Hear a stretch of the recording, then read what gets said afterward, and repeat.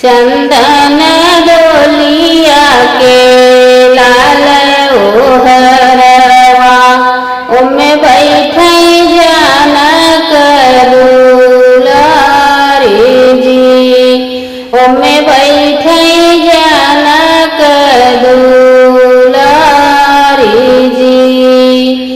डोलिया के भीतरा बैठी जब सीता मोतिया बरन जुवैया सूजी।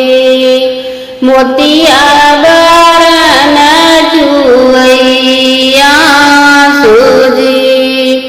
डोलिया पकड़ी के रोई बीरन भैया अब बहिनी होई गई पराई जी।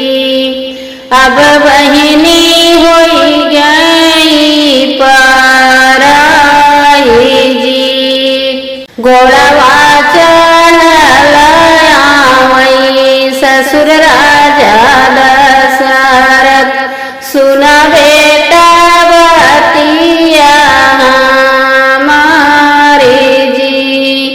माना बेटा बतिया हमारी जी।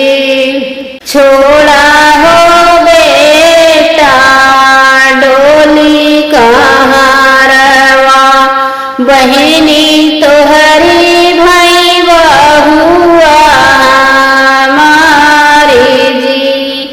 बहिनी तोहरी यही बहुआ हमारी जी। चंदन डोलिया के लाल ओहरवा ओहमे बैठे जनक दुलारी जी।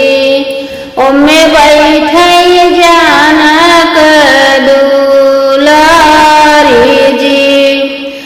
डोलिया पकड़ी के रोई बीरन भैया अब बहिनी होई गई पराई जी। अब बहिनी होई गई पराई जी। घोड़वा चढ़ल आवई देवरा लक्ष्मण सुना सरऊ बतिया हमारी जी।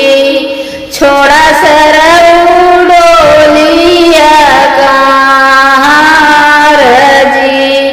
बहिनी तोहारी सरऊ वही मोरी भाभी अब यही भाभी हमारी जी।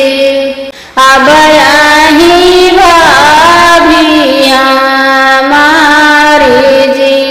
चंदन डोलिया के लाल ओहरवा ओहमे बैठे जनक दुलारी जी। ओहमे बैठे जनक दुलारी जी।